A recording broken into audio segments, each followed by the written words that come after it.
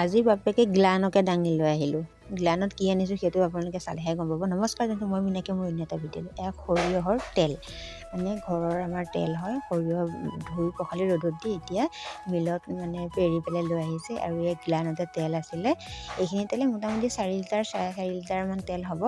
এই তেলখিনি আমাৰ এমাহৰ কাৰণে আমি নিকিনাকৈ ঘৰতে খাব পাৰিম। আৰু এইখিনি তেল এইখিনি খলি হৈ এইখিনি মানে ফিচাৰী আছে যে ফিচাৰীতে দিবৰ কাৰণে লৈ আহিছিলে। দেখি কিন্তু সঁচাকৈ খাবও পাৰি, এনেকুৱা মানে খলি হৈবিলাক যে খাৱলি যে মই ইয়াৰ পৰাও মই বনাওঁ আৰু খাওঁ, একো নাই। তাৰপিছতে এই 2 বটল মানে 1 লিটাৰ 1 লিটাৰ এয়া 2টা বটলত উলিয়াই লওঁ। ইয়াতে আছে মোটামুটি 2 লিটাৰ 2.5 লিটাৰ অনুমানহে কৰিছোঁ, হয়তো বেছিও হ'ব পাৰে কমো হ'ব পাৰে। এই যিহেতু তেলটো আমাৰ লাগিয়ে থাকে, মাছ বেছি থাকে যে, মাছ খাই দিয়াৰ ঘৰত মাছৰ তেলটো বেছিকৈ লাগে। ইয়াত তেল দেখিছে কি নিকিনাকৈ আমাৰ ঘৰতে ইয়াত তেল আমি উলিয়াই ব্যৱহাৰ কৰি থাকোঁ। আৰু তাৰে পাছতে এই বস্তুটো কাৰ কাৰ প্ৰিয় হয় ক'বচোন দেই। এয়া ছজনা আমাৰ গছৰ পৰা পাৰিছিলে, মানে পুৰত হ'লেও খাওঁ আৰু কোমলীয়াৰ পৰা আমি খোৱা আৰম্ভ কৰিলোঁ। যিহেতু খাই আছিলোঁ, ভাবিলোঁ আপোনালোককনো কিয় নেদেখাম, সেইকাৰণে দেখাই দিলোঁ। এয়া ছজনা ধুনীয়াকৈ মানে বাকল এৰুৱাবলগীয়া নহয়, মানে ধুনীয়াকৈ ধুই লৈ কাটি ল'লোঁ। আৰু ইয়াতে বগা সৰিয়হ, নহৰু, জিৰা, জালুক, জলকীয়া সেইখিনিও মানে জোখত লৈ ল'লোঁ। আৰু এতিয়া ইয়াতে মই পেষ্ট বনাই লওঁ। তাতে এইটো মানে বিলাহীও দি দিছোঁ, পকা বিলাহী এটা ইয়াতে দিছোঁ, তেতিয়া সোৱাদটো আৰু অলপ বেলেগ হৈ যাব। আৰু ইফালেদি মই পিঁয়াজ এটা কাটি ল'লোঁ আৰু জলকীয়া ল'লোঁ আৰু সেই মছলাখিনি পেষ্টটো বনাই লওঁ। এতিয়া মই জুইতে বনাম। আপোনালোকে জুইত বনোৱা দেখি চাগে ভাবে এইজনীয়ে খালি জুইতে কাম কৰে।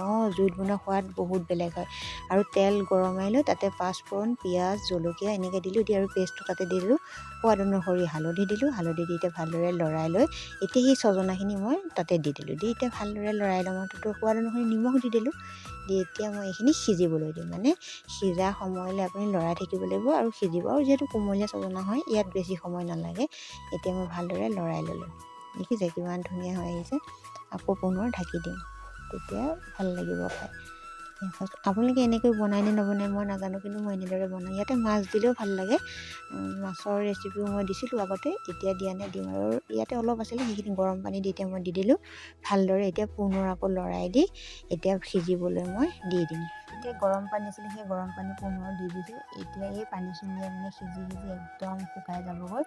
আৰু মোৰ কামখিনি এতিয়া হৈয়ে গৈছে। এতিয়া জুই আৰু কৰি থাকিব জুই কামটো।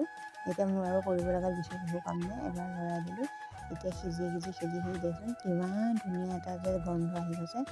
আৰু শেষৰ সময়ত মোৰ হৈ গ'ল। দেখিছে কিমান ধুনীয়াকৈ অতখিনি পানী দিছিলোঁ, এতিয়া পানীও নাইকিয়া হয়। আশা কৰোঁ আপোনালোকে মোৰ ভিডিঅ'টো চাই ভাল পালে। যদি ভাল পালে লাইক কৰিবলৈ নাপাহৰিব।